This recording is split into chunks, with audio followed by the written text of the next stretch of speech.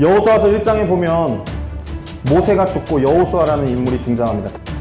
모세가 이스라엘 백성들을 너무 탁월하게 잘 이끌어서 여호수아에게 부담감이 찾아오는 거예요.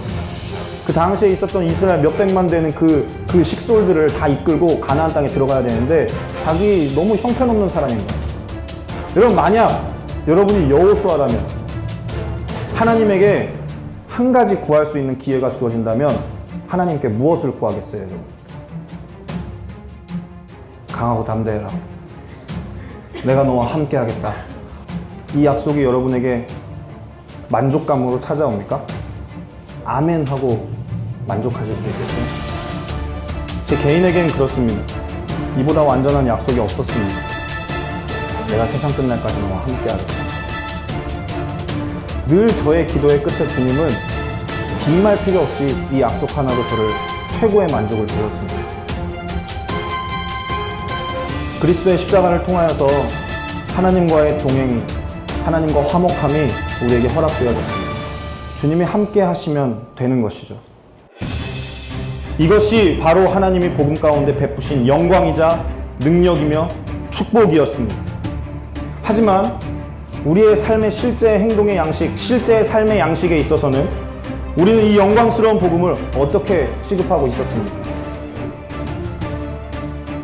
내 보물이 있는 곳에 내 마음도 있다.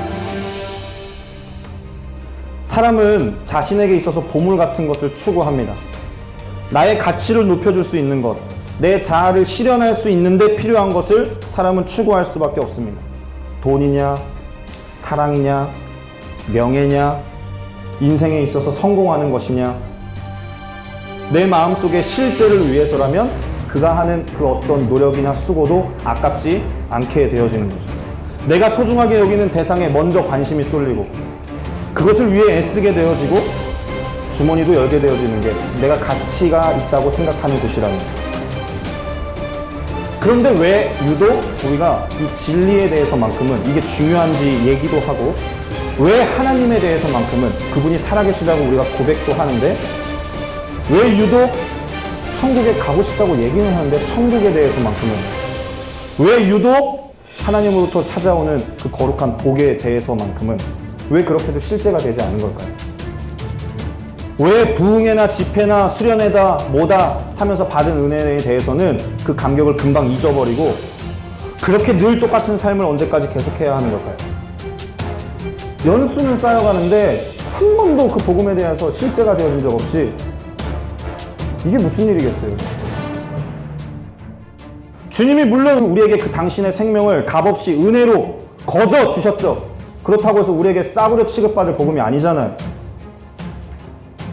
값없이 주어졌다는 말이 가치가 없다는 말이 아니잖아요. 복음은 하나님이 우리에게 주신 어떤 대가를 주고도 살 수 없는 고귀한 선물입니다.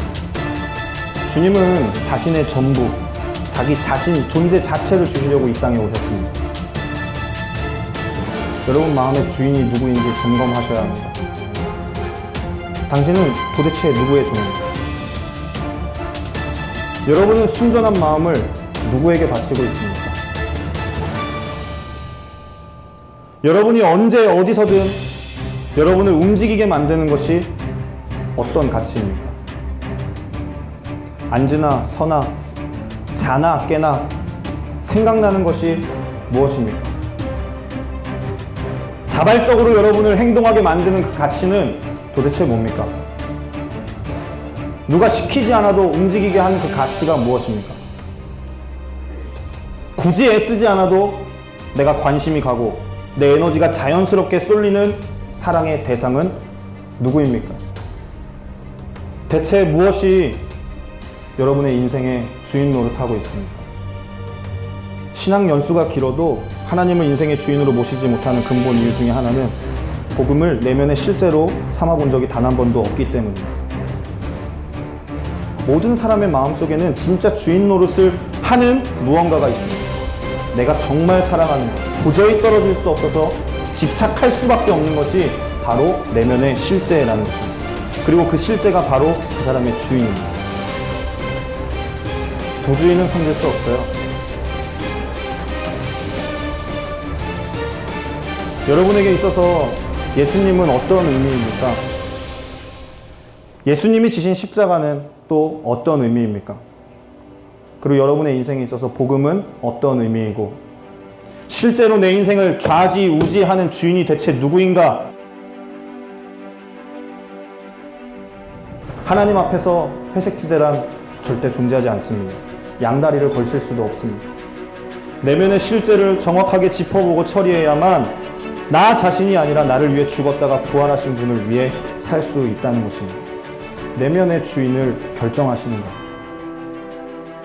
결단하지 않으면 누군가에게 결단당하는 삶을 살아간다. 여러분, 날마다 누군가에게 결단당하는 삶을 살아가겠어요? 밭에 감추어진 보화를 발견한 자는 가치가 부어져서 그 밭을 어떤 대가를 치러서라도 삽니다. 여러분, 만약에 주님을 믿는 것이 가장 중요한 가치라고 여겨졌더라면 지금 하고 있는 일, 그것과 상관없이 주님을 만나려고 무엇이든지 했을 겁니다. 사랑은 전심이어야 해요. 둘 중 한쪽은 반드시 거짓 사랑일 수밖에 없습니다. 진짜 주인이 누구입니까? 인생의 주인으로 여러분 누구를 택하시겠어요? 오늘 제가 여러분에게 드린 이 질문을 통해서 여러분 인생의 주인이 저와 같은 분으로 결정되어지는 은혜가 있기를 소망합니다.